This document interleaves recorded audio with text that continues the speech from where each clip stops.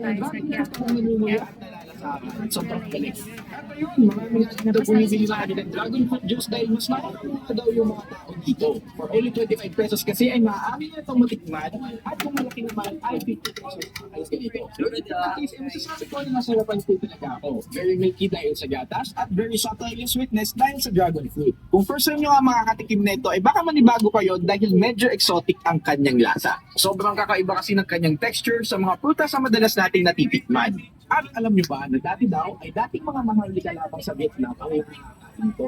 Sobrang yaman kasi dito sa antioxidants at naniniwala sa kontra sa diabetes.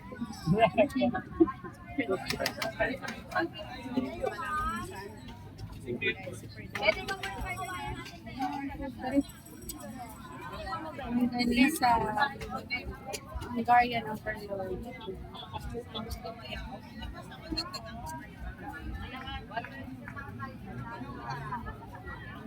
Super dami ng tao.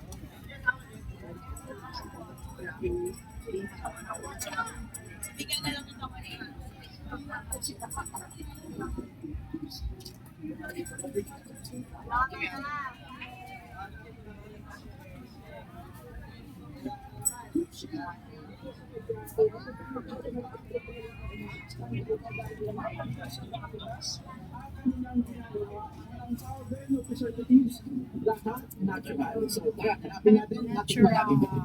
At ayun nga, bali ito nga pala ang legendary foods natin Aling Nene na matatagpuan lamang sa Italy District, sa Miranda, Quiapo, Manila. Yan ang inaari mo ito makikita dahil sa may tapat lamang sila mismo na simbahan ng Poong Nazareno at sobrang legendary naman talaga ng food juice stand na ito dahil napag-alaman ko na may higit 30 years na pala silang nagtitinda dito sa Quiapo at nilalang na lang ni Aling Nene ang prutasan na ito sa kanyang nanay na si Lola Esther. At ito nga nakikita natin na katuwang na ngayon ay ang kanyang anak na si Ate Patty. O di ba ang tindi, third generation na. So guys, kasama natin si Aling Patty. Yan, si Ate Patty.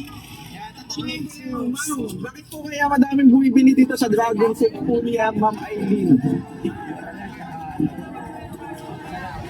Mura tsaka masarap. O nga guys, kasi talaga yan.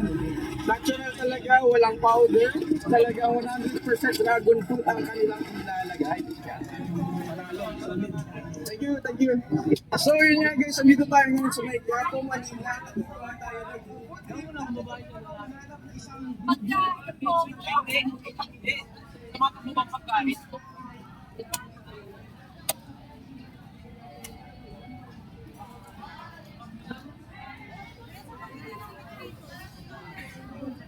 Grabe ang dami.